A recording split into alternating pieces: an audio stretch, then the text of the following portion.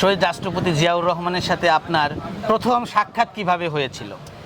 আমরা আসলাম, যার যার চেয়ারে বসছি, জিয়াউর রহমান সাহেব ডায়াসে উঠতেছেন, ওইটা দেখে বসবেন। ওনার চেয়ারে একটা টাওয়েল ছিল জিয়াউর রহমান সাহেব, জিয়াউর রহমান সাহেব যেতে চাই টাওয়েলটা নিয়ে ফিক্কা মেরে ডিসি সাহেবকে বললেন সাবধান, কোনো সময় এগুলো করবেন না। I am equal to all. I am equal to all. Ziaur Rahman সাহেব 3টা খাবার খেতেন, আমার বইয়ে লেখা আছে 3টা, চা, নাহলে টোস্ট বিস্কিট, নাহলে একটা বিস্কিট। আমার বইয়ে লেখা আছে তার বাসায়ও 3টা খাবার তরকারি ছিল, ভাত, মাছ, ডাল, ভাজি। অমর একুশে বইমেলা 2026 উপলক্ষে জিয়া স্মৃতি পাঠাগার স্টলে আমরা যে প্রতিদিন আলোচনা অনুষ্ঠান করি, আজ সেরকম একটি আলোচনা অনুষ্ঠানে আমাদের মধ্যে একজন প্রবীণ অতিথি এসেছেন। তিনি আসলে এত বিদগ্ধ ব্যক্তি, যার পরিচয় শুনে প্রথমে আমি অবাক হয়েছিলাম।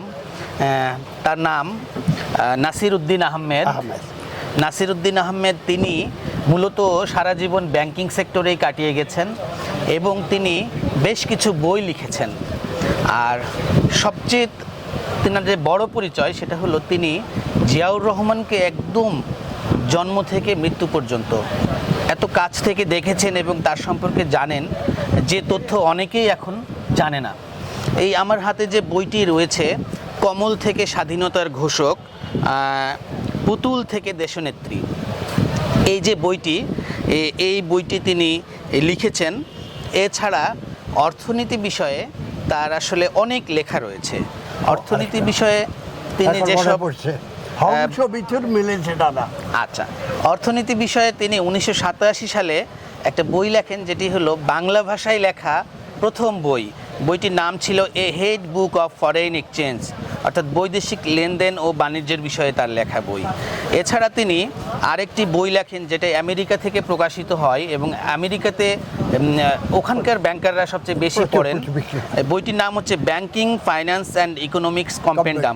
এবং এই বইটি লেখার জন্য তিনি আমেরিকার যে ইন্টারন্যাশনাল বিজনেস অ্যাসোসিয়েশন, সেখান থেকে তিনি ফেলোশিপ পান। এছাড়া তিনি কমার্শিয়াল ব্যাংক অফ পাকিস্তান থেকে সিবিসি অ্যাওয়ার্ড পান।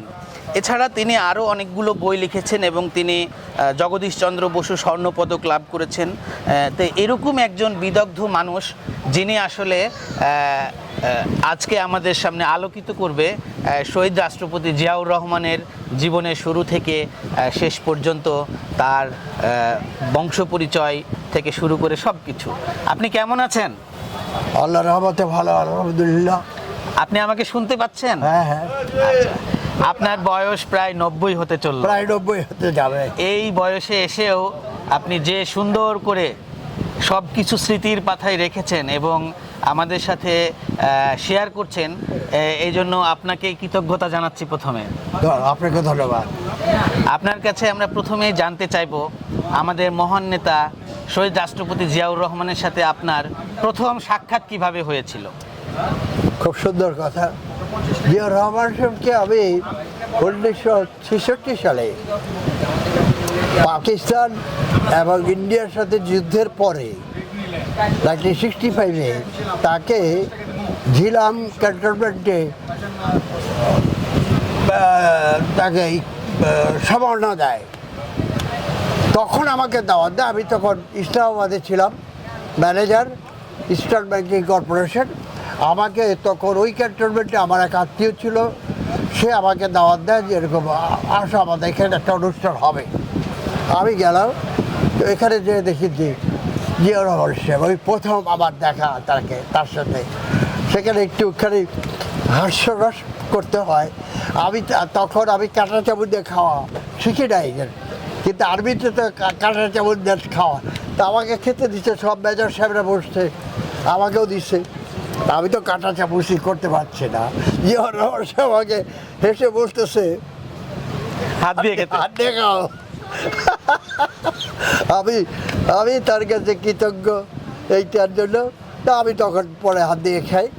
তো এই হলো তার সাথে আমার প্রথম 1966-এ দেখা। তারপরে যখন বিএনপি হয় তখন ফিরোজনুর কে ফিরোজনুর আমার ছোটো ভাই, আপন ছোটো ভাই, চাচা ভাই, তাকে ধরে নিয়ে যায় যে ওরা সব আর্মি পাঠিয়ে বা তার অফিসে। তো ওর বউ আমাকে টেলিফোন করছে, রিবু, তো এরকম ভাইজান তাড়াতাড়ি আসেন, ফিরোজকে তো ধরে নিয়ে গেছে আর্মি। আমাকে কেমনি নিয়ে গেছে, মারধর করছে? কয় না, খুব সম্মানের সাথে নিয়ে গেছে, চিন্তার কিছু নাই, তুমি চুপচাপ আর কোনো কথা বলো। আমি সাথে সাথে ফিরোজের বাসায় তো গেলাম, এবার 10 মিনিট লাগছে রিক্সা, আবার একই জায়গায় নেই যাই দেখি ও কাঁদতেছে, বউ কাঁদতেছে, ছেলেমেয়েরা ছোটো ছোটো, আশিক নুন তার ছেলে এখন বড় হয়ে গেছে, তারা কাঁদতেছে। আমি কান্নার কিছু নাই, যখন সম্মানের সাথে নিয়েছে সাথে, তা আমি একটু টেলিফোন করি। আমি তখন ক্যান্টনমেন্টে আমার এক বন্ধু ছিল রেজাকে টেলিফোন করলাম যে রেজা, কর্নেল রেজাকে, যেরকম এই ব্যাপার কেমনি নিয়ে গেছে, মানে ভদ্রতার সাথে নিয়েছে। তাহলে আর কাউকে কিছু বললেন না, আমি কিছুক্ষণের মধ্যে আপনাকে টেলিফোনে জানাচ্ছি। উনি দেখি 10-15 মিনিটের ভিতরে আমাকে টেলিফোন বললো, হ্যাঁ মানে জি আর আমার সাহেবের অফিসে আছে বসা এখন এই মুহূর্তে, এবং তোমরা আর কারোর কাছে টেলিফোন করবো না, চুপচাপ বসে থাকো। এই মুহূর্তে কিছুক্ষণ পর, 1 ঘন্টাখানেক পর দেখি ফিরোজনুর আসতেছে, হাসতে হাসতে ঢুকতেছে বাসায়। তার কী ব্যাপার? খুব ভালো খবর। তবে কী ভালো? আমার আমার সে একটা দল করতে বলছিল তর্কের। তো এই কথা বললে সে আমাকে বললো ওয়াশরুমে গেল, এমন সময় আবার একটা টেলিফোন জিয়াউর রহমান সাহেবের অফিস থেকে। তো ধরলাম আমি, জিয়াউর রহমান সাহেব ধরছি, হ্যালো, কে বলছেন? আমি বললাম আমি ফিরোজনুরের বড় ভাই বলছি, আমার নামে। আচ্ছা, বলছি আপনাদের দেশে একজন ডাক্তার আছে না, কি যেন বি চৌধুরী সাহেব, না পুরোটা বললেন না, বি চৌধুরী সাহেব বোধ হয়, উনি এটা অনুষ্ঠান করে টেলিভিশনে, আমার খুব ভালো লাগে, খুবই ভালো লাগে, ওনাকে আমাদের দলে নেওয়া যায় কিনা সেটা নুনকে বলবেন। এমন সময় ফিরোজনুর আসছে, আমাকে কথা বল। তো ফিরোজনুরকে আবার বলছে উনি, স্যার যাকে বলছেন সে close friend of doctor B Chowdhury, আমার কাছে বলছেন। ওই সময় আপনি কি করতেন? ওই যে ফোনে কথা বলছেন তখন আপনি কি করতেন? আমি ওখানে বসা। আচ্ছা, একেবারে বসা। আচ্ছা আচ্ছা, আমি কথা বলার পর তো আমার টেলিফোন আমি ফিরোজকে দিলাম। আচ্ছা আচ্ছা, তখন তখন ফিরোজকে আবার বলছে যে ডক্টর বি চৌধুরী সাহেবকে দাও। তখন ফিরোজনুর জিয়াউর রহমানকে বলতেছে, স্যার আপনি যাকে বলছেন তার সাথে খুব ভালো পরিচয়, আপনি কোনো চিন্তা করেন না, আমরা ওনাকে দলে নিতে পারবো। তখন কি আপনি ব্যাংকে ছিলেন, চাকরি করতেন? তখন আমি ব্যাংকে, আমি কৃষি ব্যাংকের ডেপুটি জেনারেল ম্যানেজার তখন। আচ্ছা আচ্ছা, তখন ওর বাসায় বসে সব ঠিক করলো। ডাকলো কাকে? 3 জনকে ডাকলো। এই বই আছে, আপনি হয়তো জানবেন, ইসের কি নাম যেন, নাম ভুলে গেছি, ওই রংপুরের দিকে বাড়ি, তাকে ডাকলো। আর ওই যে ঈশ্বর ছাত্র নেতা, তখনকার খুব জাতীয় ছাত্র নেতা, নাম আমি বলতে পারবো না, বয়স হয়ে গেছে, আমি কার রিমেম্বার বইয়ের মধ্যে আছে, তাকে ডাকলো। আরেকজন হাসেম বলে এক ভদ্রলোককে ডাকলো। এই 3 জনকে ডাকা বললো এই ব্যাপার, তারা সব। তখন আমাকে বললো যে আমরা তো সব রেডি করছি, চলো ডক্টর সবের বাসায়। আমি তখন বিশ্বজিৎ সাহেবের বাসায় চলো আমাকে বললো, তবে চলো গেছি বিশ্বজিৎ সাহেবের ওই তখন মগবাজারে বাসা, মগবাজারের বাসায় গেছি, ওখানে বিশ্বজিৎ সাহেবকে পেলাম। তারপর ফিরোজই বললো যে স্যার আপনাকে হতে হবে, আমাদের দল করতেছি আমরা, এটার সেক্রেটারি যাবে। তখন উনি বলেছেন না, আমি এই সমস্যার মধ্যে নাই। বিশ্বজিৎ সাহেব বললো যে আমি এই সমস্যার মধ্যে নাই। তখন আমি বললাম, স্যার রিকোয়েস্টটা এসেছে জিয়াউর রহমান থেকে। জিয়াউর রহমান এমন ব্যক্তি যে সচরাচর কাউকে রিকোয়েস্ট করে না, উনি বুঝে রিকোয়েস্ট করছে আপনাকে সাইন করতে হবে। আমি তো আপনার কাছে কোনোদিন কোনো কিছু বলি না, স্যার জোর করে এটা সাইন করে না। উনি আর দেরি করলেন না, আল্লাহর রহমতে সাইন করে দিলেন। আমরা ওইটা নিয়ে আবার ফিরোজের বাসায় আসতাম। তখন আমি ফিরোজকে বললাম যে আমি বাসায় কাজ আছে, আমি বাসায় যাই, তোমরা তোমাদের কাজ করো।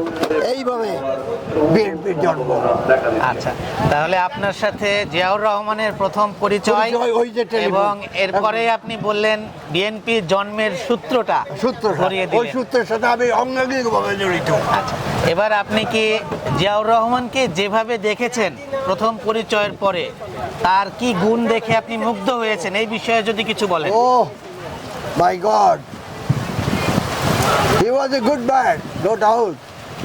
আমি তাকে বহুবার দেখেছি। আমি 3 বছর তার সাথে অঙ্গাঙ্গিকভাবে জড়িত ছিলাম। আমি একবার ময়মনসিংহে আমি আমার অফিসের কাজে গেছি। যাওয়ার পর ম্যানেজার আমাকে বলতেছে যে রহমান সাহেব আসবে আমাদের হলে, ময়মনসিংহের অফিসিয়াল হলে। তখন বললো যে স্যার আমারে দাওয়াত দিছে, আরেকজনকে দাওয়াত দিচ্ছে, 2 জনকে আপনি চলেন। আমি বললাম না, আমি দাওয়াত ছাড়া যাবো না। তখন টেলিফোন করছে আমার ম্যানেজার ডিসি সাহেবকে। ডিসি সাহেবের থেকে হঠাৎ করে লোক দিয়ে পাঠাই দিছে কার্ড। তা আমি কার্ড পেয়ে পড়ি, ঠিক আছে চলো গেছি। তো ওই সরকারি হল, সেখানে সবাই বসছে, আমারও বসার লাইন করছে সামনে। তো ওই ডিসি সাহেব শুনতে জানতে পারছে যে আমি একটু পরিচিত জিয়াউর রহমানের সাথে। তা আমাকে এবং আরও 10-12 জনকে গেটের সামনে নিয়ে দাঁড়াই করলো। জিয়াউর রহমান সাহেব নামছে, আসবেন, আসতেছেন। জিয়াউর রহমান সাহেব ঢুকছে, হাত মেলাচ্ছে সবাই সাথে। আমার সামনে আসে, কি ব্যাপার আপনি এখানে? আমি বললাম স্যার উনি তো হাসে না, ওনার দাঁত খুব কম দেখা যায়, হাসির দাঁত, সেই ব্যাপারে পরে বলবো। তা আমি বললাম স্যার আমি একটা অফিসের কাজে এসেছি, এখানে আমাদের একটা ইন্ডাস্ট্রি ওপেন হবে, সেটা দেখতে আসছি। আমি নুনকে বলে দিয়েছি, আমাকে বলতেছে ওই আমাদের যে স্কুল আছে, যে এখানে শিক্ষালয় একটা ছিল না, সেখানে নুনকে বলেছি একটা টেবিল বা একটা চেয়ার আপনার জন্য দেওয়ার জন্য। আমাকে ওইখানে ডিসি সাহেবের সামনে বলতেছে। আমরা আসলাম, যার যার চেয়ারে বসছি। জিয়াউর রহমান সাহেব উঠতেছেন, ওইটা দেখে বসবেন। ওনার চেয়ারে একটা, এটা খুব ইম্পর্টেন্ট, ওনার চেয়ারে একটা টাওয়েল ছিল। ওনার চেয়ারে একটা টাওয়েল ছিল জিয়াউর রহমান সাহেব। জিয়াউর রহমান সাহেব পর্যন্ত টাওয়েলটা নিয়ে ফিক্কা মেরে ডিসি সাহেবকে বললেন সাবধান, কোনো সময় এগুলো করবেন না। I am equal to all. সুতরাং তারপরে উনি বসলেন, উনি চলে গেছেন।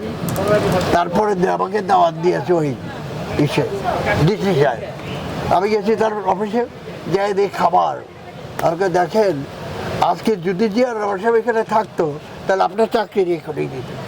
অপচয়। হ্যাঁ, এখানে যেত। জিয়াউর রহমান সাহেব 3টা খাবার খেতেন, আমার বইয়ে লেখা আছে 3টা, চা, নাহলে টোস্ট বিস্কিট, নাহলে একটা বিস্কিট। তার ওখানে তার অফিসের ছিল এইটা, চা, টোস্ট বিস্কিট, একটা বিস্কিট, এই ছাড়া আর কোনো কিছু। তার বাসায়ও এই আমার বইয়ে লেখা আছে, তার বাসায়ও 3টা খাবার তরকারি ছিল, ভাত, মাছ, ডাল, ভাজি, এই ছাড়া কিছু ছিল না। জিয়াউর রহমান যে কার সাথে কী বলবো, উনি অত্যন্ত সরল সহজ লোক। উনি এই বইতে একজন বিদেশি লোকের কথা আছে বইয়ের মধ্যে। আমার আব্বাও একদিন, তার আগে আমার আব্বা জিয়াউর রহমান সাহেবের সম্বন্ধে খুব একটা ভালো মন্তব্য করতেন না। ওনাকে একদিন ডেকে নিয়ে গেল। আমার আব্বা অ্যাকাউন্টেন্ট জেনারেল পাকিস্তান। আচ্ছা আচ্ছা। মাই ফাদার নিয়ে বললো যে আপনারা কয়েকজন মিলে একটা কমিটি করেন, আমাদের যত বিশ্ববিদ্যালয় আছে, সরকারি বিশ্ববিদ্যালয়, সেগুলো অডিট করার জন্য। উনি অডিটর দেবেন। তা বললো যে ঠিক আছে। তারপর উনি গেছেন, যাওয়ার পর আসছেন। আমি জিজ্ঞেস করে কেমন লাগলো জিয়াউর রহমানকে, আপনি তো আগে আমার জিয়াউর রহমানকে সম্বন্ধে করতেন। বললো যে দেখো, আমি তো ব্রিটিশ আমলের সেক্রেটারি, আমি এরকম লোক দেখি নাই, এত সুন্দর অমায়িক একজন ভালো লোক, আর সাথে আমার পরিচয় হলো। এটাই আমার সান্ত্বনা। আজ আমি 92 ইয়ার্স ওল্ড, আমার সান্ত্বনা এটা একটা ভালো লোকের হাতে এই দেশটা যাচ্ছে, দেশটা উন্নতি হবে। এই একটা ঘটনা। আরেকটা ঘটনা, বরিশাল যাচ্ছেন উনি, ওই বিএনপি সমস্ত হোমরারা বড় বড় নেতারা সবাই নিয়ে যেতে মিটিং হবে। তো ফিরোজ আমাকে বললো তুইও চল। তা আমি গেছি। তো মিটিংটি হলো, রাত্রে প্রায় 10টা 11টা বেজে গেছে। জিয়াউর রহমান সাহেব তার ঘরে ঘুমাতে গেছেন। জিয়াউর রহমান সাহেব ফিরোজ আমাকে বললো যে জিয়াউর রহমান সাহেব না ঘুমানো পর্যন্ত আমরা ঘুমাইতে পারি না, চল আমি দেখে নিই উনি ঘুমাই। তো ও আমাকে নিয়ে গেল, দরজা ফাঁক করে দেখা গেল উনি কোরআন শরীফ তেলাওয়াত করছেন। রাতটা তখন 11টা। আমার নেতা জিয়াউর রহমান, বুঝছেন, মানে আমি 66 থেকে তার পিছনে ছিলাম। ছোট তারা দেখলাম কোরআন শরীফ পড়তেছে, তারপরে কাঁদতেছে, মোনাজাত করতেছে কেঁদে কেঁদে একেবারে আমার কাছে। আমি আজও আমি বুঝতে পারি না। He was so kind, so nice, চমৎকার লোক, দেশকে ভালোবাসতো, মানুষকে ভালোবাসতো। উনি যদি আরো কয়েকটা বছর থেকে যেতে পারতেন প্রেসিডেন্ট বাংলাদেশ, তাহলে এই দেশের এই অবস্থা হতো না। এই দেশ কোথায় চলে যেত? বিদেশে পর্যন্ত তাকে মারছে কে বলবো না, বললে হয়তো জানি না, আমি বলতে পারি তাকে মারছে ইন্ডিয়া। যখন উনি চারদিক থেকে পেতেছিলেন, মানে ভালোবাসা পেতেছিলেন, তখন ইন্ডিয়া দেখলো যে একে তো এইভাবে ছেড়ে দেওয়া যায় না। এই তারা যে জিয়াউর রহমান সাহেব ওআইসির মিটিংয়ে গেছেন। সেই মিটিংয়ে বাদশা ফাদ চেয়ারম্যান, উনি মিটিং করতেছেন। চেয়ারম্যান প্রথম সেশন শেষ হওয়ার পর উনি হঠাৎ করে বলছেন যে এর পরের সেশন মিটিং করবেন, হবেন, চেয়ারম্যান হবেন আমার ছোট ভাই।